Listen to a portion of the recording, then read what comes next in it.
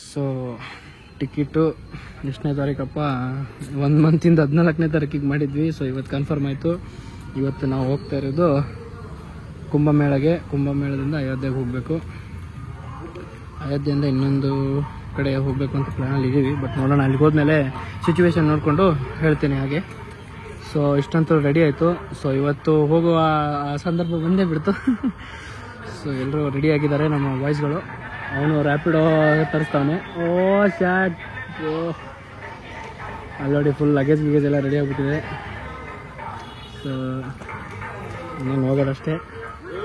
ಎಲ್ಲರೂ ರ್ಯಾಪಿಡೋ ಓಲಾ ಕಾಯ್ತಾ ಇದ್ದಾರೆ. ಸೊ ಇವತ್ತು ticket morning 6 o'clock ticket confirm ಆಗಿರೋದು.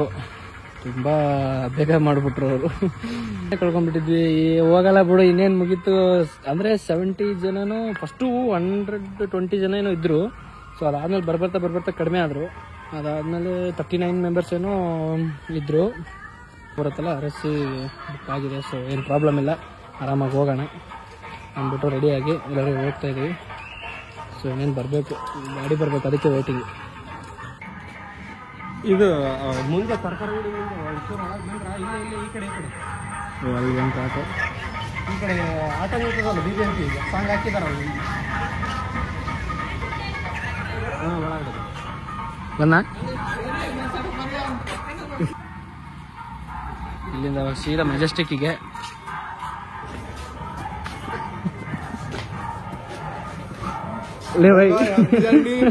ಥ್ಯಾಂಕ್ಸ್ ಬ್ರದರ್, ಬರ್ತೀವಿ.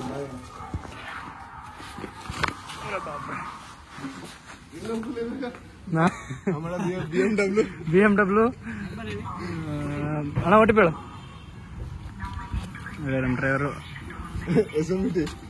ಇವತ್ತು ನಾವು ನಮ್ಮ ಬೈಕ್ನ ಇಲ್ಲಿಗೆ 1 ವಾರ ಬಾಯ್ ಮಾಡ್ತಾ ಇದ್ದೀವಿ. ಸೊ ಆ ಶೆಡ್ಡಲ್ಲಿ ಹಾಕ್ಬಿಟ್ಟಿದ್ದೀವಿ ಬೈಕ್ನ. ಫುಲ್ಲು ಹೊರಗಡೆ ನಿಲ್ಸ್ಬಿಟ್ಟಿದ್ದೀನಿ. ಇನ್ನು 7 ದಿನ ಏನೂ ಮಾಡೋಕ್ಕಾಗಲ್ಲ. BMW फ्लाइट से जाएंगे हम लोग. नहीं झूठ नहीं बोलना. ये अಣ್ಣ ಕುಂದ್ರಲ್ಲ ಹಾಕೊಡ್ರು.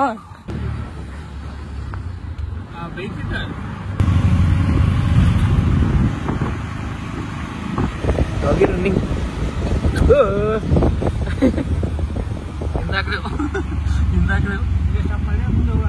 ಇಲ್ಲಿ ರೈಟಿಗೆ ತಗೊಂಡ್ಬಿಟ್ರು. ಇಲ್ಲ ರೈಟಿಗೆ ಕಲ್ಲಿ ಬಿಟ್ಬಿಡೋಣ ಮುಂದೆ. ಕಲ್ಲಿ ದೇವಸ್ಥಾನ ಹತ್ರ, ದೇವಸ್ಥಾನದಿಂದ ಅಣ್ಣನ ದೇವಸ್ಥಾನ ಸರ್ಕಲ್.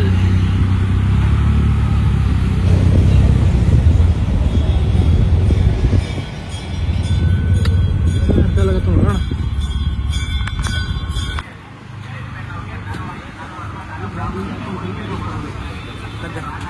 ಓ ರಟ್ಟಿನ ಬಾಕ್ಸ್ ನಮ್ಗೆ ಏನಿಲ್ಲ. ಬ್ಲಾಗ್ ಯಾಕಡೆ ಮಾಡಲಿ, ರಟ್ಟಿನ ಬಾಕ್ಸ್ ಯಾಕಡೆ ಇಡ್ಲಿ ಸಚ್ಚೋಣ. ಏನು ನೋಡಿ ಇಳಿಬೇಕಂತ ಮಾಡಿದೆ. ಬಲಗಲ್ ಇಡ್ಲಿ, ಎಡಗಲ್ ಇಡ್ಲಿ ಆಟೋದಾಗ.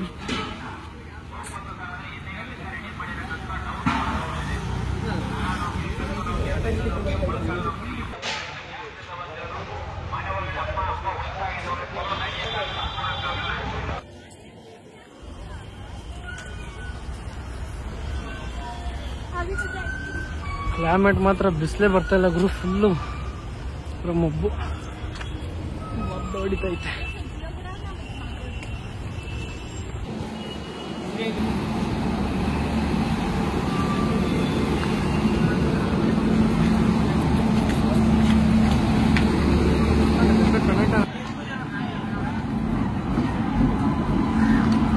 ಸೊ ಟ್ರೈನ್ ಬಂತು ಗುರು.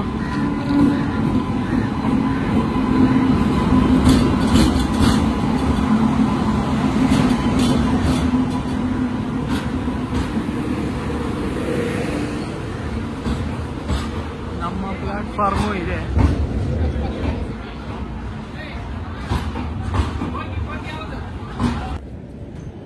ಹೋಗೋಣ, ನೀನು ಹಂಗ ಬಂದ್ಬಿಟ್ರು.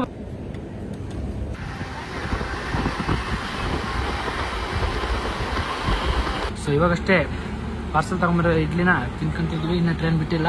ಇನ್ನೇನು ಬಿಡ್ತಾನೆ ಸ್ವಲ್ಪ ಸಮಯದಲ್ಲೇ ಸೋಮವಾರ ಮಂಗಳವಾರ ಆಯ್ತು ಮತ್ತು ಬುಧವಾರ. ಸ್ಪೆಕ್ಟಾಕರ್ ರೀ ಅಪ್ಪ, ಸ್ಪೆಕ್ಟಾಕರ್ ಹೇಳಕತ್ತಾರ.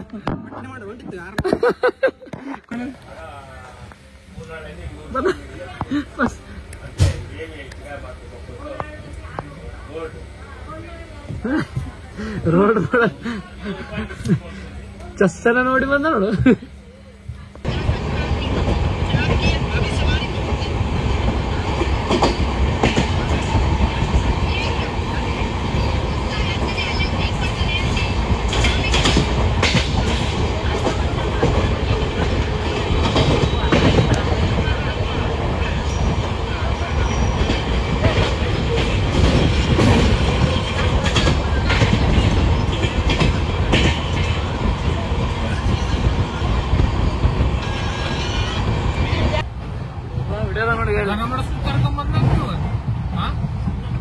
ಹೆಂಗಂತ ಗೊತ್ತಿವ ಆಂಧ್ರದಾಗ ಹೋಗಿದ್ರು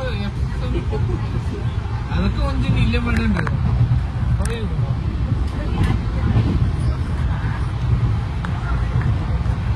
ಫುಲ್ ಗಿಚ್ಚಿ ಕಾಣಕತ್ತೇನ ನೀನು ಬಾಜು ನೇಚರ್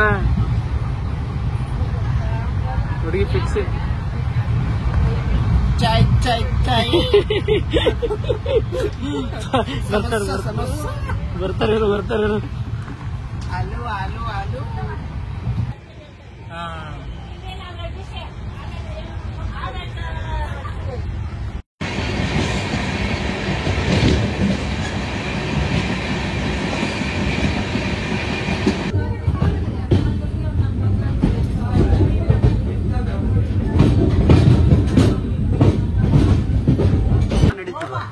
ಓಮ ಗೀಮ ಇಲ್ಲ, ಓಮ ಮಾಡೋದು ಗಂಗಾರತಿ ಗಿಂಗಾರತಿ ಸಪ್ರೇಟ್, ಇದು ಮಹಾಕುಂಭ ಮಾಡೋದೇ ಸಪ್ರೇಟ್. ಅದು ಬೇರೆ ಆಂಟಿ. ಎಲ್ಲ ಸ್ವಾಮೀಜಿಗಳು ನಾಗಸ್ವಾಮಿಗಳು ಅವರೆಲ್ಲ ಬಂದಿರ್ತಾರೆ. ಅವ್ರ ಪೂಜೆಗಳು ಬೇರೆ ಮಾಡ್ಕೊಂತಾರೆ. ಇದು ಬಂದು ಸಾರ್ವಜನಿಕರಿಗೆ ಮೋದಿ ಅದನ್ನು ಸ್ಟಾರ್ಟ್ ಮಾಡಿ ಹೋಗ್ಬಿಟ್ಟಾರೆ. ಈಗ ಮಾಮೂಲಿ ಟೈಮಲ್ಲಿ ಗಂಗಾ ಸ್ನಾನ ಎಲ್ಲರೂ ಮಾಡ್ತಾರೆ. ನಾವು ನಮ್ಮ ಪಾಪಗಳು ಗಂಗದಲ್ಲಿ ಇದ್ ಮಾಡ್ತೀವಿ. ಗಂಗಾದೇವಿ ಪಾಪ ಯಾರು ತೊಳಿಬೇಕು? ನಾಗಸಾಧುಗಳು ಬಂದು ತೊಳಿತಾರಂತೆ. ಅದಕ್ಕೆ ಮಹಾಕುಂಭ ಮೇಳ ಮಾಡೋದು. ಈ ತಪಸ್ವಿಗಳು ಅವರು ಎಲ್ಲಾನು ಬಿಟ್ಟು ನಿಂತವ್ರು. ಈಗ ಹಂಗಂತೇಳಿ ಶಿವ ಗಂಗಾಮತಿ ಹೊರ ಕೊಟ್ಟಿದ್ದಾರೆ. ಮಾಡ್ಕೊಂಡು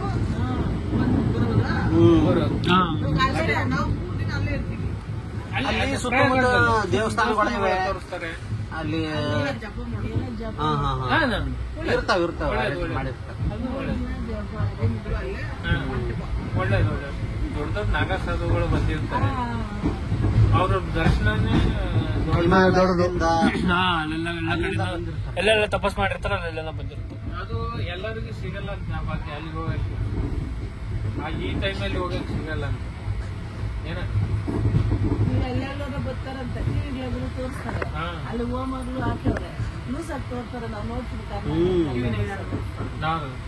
ಅಲ್ಲಿ ನೋಡಿದ್ರೆ ಅದಕ್ಕೆ ನಾನು ಕೇಳಿದ್ವಿ. ಅಂದ್ರೆ ಹೋಮಗಳು ಇವ್ರು ಸಾಧುಗಳು ಬಂದಿರ್ತಾರ, ಅವ್ರು ಮಾಡ್ತಿರ್ತಾರೆ. ಅವರೇ ಮಾಡೋದು, ನಾವಲ್ಲ ಅವರೇ ಮಾಡೋದು. ಹೋಗಿ ಸ್ನಾನ ಮಾಡ್ಕೊಂಡು ಅಲ್ಲಿ ಊಟ ದರ್ಶನ ಮಾಡ್ಕೊಂಡು ನಾವು ಅಲ್ಲೇ ನದಿನ ದರ್ಶನ ಅಲ್ಲೇ ಮೂರು ನದಿಗಳು ಅಲ್ಲಿ ಮಿಲನ ಆಗೋದು. ಸಮ್ಮೇಳನ ಆ ನದಿ ಹತ್ರ ಸ್ನಾನ ಮಾಡ್ಕೊಂಡು ಹೋಗ್ತಾರೆ. ಬೇರೆ ಏನಿಲ್ಲ. 3 ದಿವಸ ನಾವು ಅಲ್ಲಿ ಹನುಮಾನ್ ಗಡಿ ಅಂತ ಹೇಳಿ ದೇವಸ್ಥಾನ, ಆಂಜನೇಯದ ಮಲ್ಕಟ್ಟಿರ ಆಂಜನೇಯನ ಮೂರ್ತಿ, ದೊಡ್ಡದು ಮೂರ್ತಿ ಇದೆ. ಅಲ್ಲಿ ದರ್ಶನ ಇದೆ. ಮತ್ತೆ ತುಳಸಿ ಮಂದಿರ ಅಂತ ಏನಿದೆ, 3-4 ದೇವಸ್ಥಾನಗಳು ಫೇಮಸ್ ಇರೋ ದೇವಸ್ಥಾನಗಳು ಇದೆ. ಉಜ್ಜಯಿನಿಯರೆಲ್ಲ ಹೇಳ್ತಾರೆ ಟಿವಿನಾಗ. ಉಜ್ಜಯಿನಿ ದೇವಸ್ಥಾನ ಎಲ್ಲ ಮನೆ ಹೋಗಿ 6 ತಿಂಗಳಾಗ ನಾವು ಫಸ್ಟ್ ಹೋಗೇ ಇಲ್ಲ ಆ ಕಡೆ. ಕಾಸೆ ಇದೆಲ್ಲ ಹೋಗಿ ಬಂದಿದ್ದು 6 ತಿಂಗಳಾಯ್ತು. ಹೋಗ್ಬಂದಿದ್ದು 20 ದಿವಸ ಹೋಗಿದ್ದೀರಲ್ಲ ನಾವು. ಇದಂತ ಅವ್ರು ಬಸ್ಸಾಗ ಹೋಗಿದ್ವಿ. ಸೊ ಫೈನಲಿ ಗಾಯ್ಸ್ ಬಳ್ಳಾರಿಗೆ ಬಂದ್ಬಿಟ್ವಿ. ಬಳ್ಳಾರಿ ಈ ತರ ಮಾಡ್ಬಿಟ್ಟವ್ರೆ. ಏನಣ್ಣ ಅದು ಚೇಂಜ್ ಆಗ್ಲಕತ್ತ, ಅದೇ ಒಂದ್ ಮತ್ತೆ ಇದೊಂದು ಸೆಕೆಂಡಿಗೆ ಚೇಂಜ್ ಆಗ್ಲಕತ್ತೈತೆ ಅದು. ಸೊ ಬಳ್ಳಾರಿಯಲ್ಲಿ ನಮ್ಮ ಹುಡುಗನು ನಮ್ಮ ಫ್ರೆಂಡ್ ಇರ್ತಾನೆ. ನಾನು ಏನು ಮಿಸ್ಟೇಕ್ ಮಾಡ್ಬಿಟ್ಟಿದ್ದೀನಿ ಅಂತ ಅಂದರೆ, ನಮ್ಮ ಹೆಂಗ್ ಅಣ್ಣಂದಿರು ಎಲ್ಲರೂ ಬ್ಲ್ಯಾಂಕೆಟ್ ಎತ್ಕೊಂಡ್ ಬಂದ್ಬಿಟ್ಟವ್ರೆ. ನನಗೇನು ಹೇಳೇ ಇಲ್ಲ, ನಾನು ಬ್ಲ್ಯಾಂಕೆಟ್ ತಗೊಂಡು ಬಂದಿರಲಿಲ್ಲ. ಸೊ ಅದಕ್ಕೆ ನಮ್ಮ ಹುಡುಗಂಗೆ ಇಲ್ಲಿನೇ ಅವನಿಗೆ ಮತ್ತೆ ಹಿಂಗೆ ಬಳ್ಳಾರಿ ಮೇಲೆ ಬರ್ತಾ ಇದ್ದೀನಿ. ಆ್ಯಕ್ಚುಲಿ ನಮ್ಮ ಊರ ಮೇಲಿಂದನೇ ಹೋಗೋದು ಟ್ರೈನು. ಬಳ್ಳಾರಿ ಹತ್ರ ಬರ್ತಾ ಇದ್ದೀನಿ ಕಣ, ಬ್ಲ್ಯಾಂಕೆಟ್ ಎತ್ಕೊಂಬ ಅಂತ ಅಂದೆ. ಸೊ ಅದಕ್ಕೆ ಅವನು ಬಂದಿದ್ದೀನಿ ಮಚ್ಚ ಬಾ ಎಲ್ಲಿದ್ದೀರಾ ಅಂತಂದೆ. ನಾವು ಇನ್ನು ಬಳ್ಳಾರಿಗೆ ಬಂದೇ ಇಲ್ಲ, ಈಗ ಹೋಯ್ತಾ ಇದ್ದೀವಿ. ಇನ್ನು ಒಂದು 10 ಮಿನಿಟ್ಸ್ ಬಳ್ಳಾರಿ ಸ್ಟೇಷನಲ್ಲಿ ಇರ್ತೀವಿ. ಅದೇನಪ್ಪ ಫುಲ್ ಗುಡ್ಡದಲ್ಲಿ ಎಲ್ಲ ಲೈಟಿಂಗ್ ಚೇಂಜ್ ಆಗ್ತಾ ಇದೆ, ಒಂದು ಎಟ್ಟ ಟೈಮಿಗೆ ಚೇಂಜ್ ಆಗ್ತಾ ಇದೆ. ಅದು ಕರೆಕ್ಟ್ ಇನ್ನೊಂದು ಸ್ವಲ್ಪ ಜರ ಮುಂಜಾನೆ ಬಂದಿದೆ ಗೊತ್ತಾಗ್ತಿತ್ತಲ್ಲ. ಫುಲ್ ನೋಡಿ ಹೆಂಗೆ ಕಲರ್ ಲೈಟಿಂಗ್ ಚಿಕ್ಕ ಚಿಕ್ಕ ಚಿಕ್ಕ ಚಿಕ್ಕ ಒಂದೇ ಸೆಕೆಂಡ್ ಅಷ್ಟು ಚೇಂಜ್ ಅಲ್ಲತ್ತ ನೋಡೋಣ. ಹೌದು, ಬಳ್ಳಾರಿ ಒಂದು ಸ್ಟೇಡಿಯಂ ಮಾಡ್ರಿ ಅಂತ ಕೇಳಿದ್ದಿ ಮರ. ಕರೆಕ್ಟ್, ಹೌದು ಸ್ಟೇಡಿಯಂ. ಯಾರಪ್ಪ ಬಂಡಿ ಏನು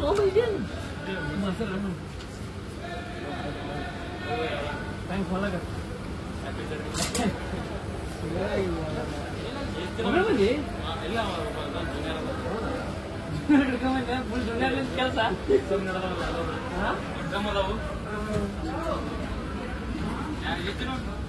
ನಾನು ಇವ ಇನ್ನೊಬ್ಬ ಗೊತ್ತೇ ಮರ ಇಲ್ಲಿ ಕಡೆ ಬರ್ತದೆ ಅಂತ ಇನ್ನ ಗುಲ್ಬರ್ಗ ಹೋಗ್ತೀವಿ.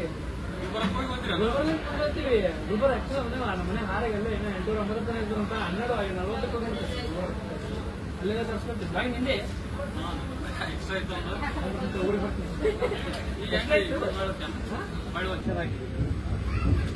ಎರಡನೇದು ಹೋಗೋದ್ನಲ್ಲಿ ನಾವೇನು ತೊಗೊಂಡೋಗ್ತೀವಿ, ನನ್ನ ಕರ್ಮ ಸಂಪೂರ್ಣ ಭಗವಂತಕ್ಕೆ ಸಮರ್ಪಣೆ ಇತ್ತು ಅಂತಂದ್ರೆ ನಾನು ಮತ್ತೆ ಈ ಜನನ ಮರಣ ಚಕ್ರದಲ್ಲಿ ಬರೋದು.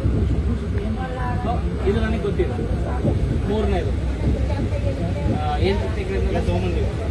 ಬರೋದಾಗ ಏನ್ ತೊಗೊಂಡಿದ್ವಿ, ನನ್ನ ಪ್ರಾರಬ್ಧ, ಸುಖ ಆಗಿರಲಿ ಅದು ದುಃಖ ಆಗಿರಲಿ, ಪಾಪ ಕರ್ಮ ಆಗಿರಲಿ ಪುಣ್ಯ ಎಲ್ಲ ನನ್ನ ಪ್ರಾರಬ್ಧ ಶರೀರದಿಂದ ಅದಕ್ಕೆ ದುಃಖ ಅನುಭವಿಸ್ತಾ ಇದೀವಿ. ಅದನ್ನ ಹೋಗೋದ್ನಾಗೆ ಹೆಂಗೋ ಸಾಯ್ಬೇಕಂತ ಪಕ್ಕ ಗೊತ್ತಿದೆ. ಕೆಟ್ಟ ಕರ್ಮ ಮಾಡಿ ಯಾಕೆ ಪಾಪ ಕರ್ಮ ಹೋಗ್ಬೇಕು, ಪುಣ್ಯ ಕರ್ಮ ಮಾಡಿ ಹೋಗೋದು ನಿಮ್ಮ ಕೈಯಲ್ಲಿದೆ. ಹೆಂಗ್ ಹೋಗ್ಬೇಕು ಅದು ಇಂಪಾರ್ಟೆಂಟ್. ಅದಕ್ಕೆ ದೀಕ್ಷೆ ತಗೊಂಡ್ರೆ ನಮಗೊಂದು ಸ್ಟ್ರಕ್ಚರ್ಡ್ ಲೈಫ್ ಸಿಗುತ್ತೆ. ಇಲ್ಲಾಂದ್ರೆ ನಾವು ಸಾಮಾನ್ಯವಾಗಿ ಎಲ್ಲರ ಜನ ಹಿಂಗೆ ತಗೊಂಡ್ರೆ ಆ ಥರ ಆಗುತ್ತೆ. ಸ್ಟ್ರಕ್ಚರ್ಡ್ ಲೈಫ್ ಅಂದ್ರೆ ಸಂಪೂರ್ಣ ಸಮರ್ಪಣೆ ತಗೊಂಡ್ವಿ. ಇದು ಶಾಶ್ವತ ಅಲ್ಲ.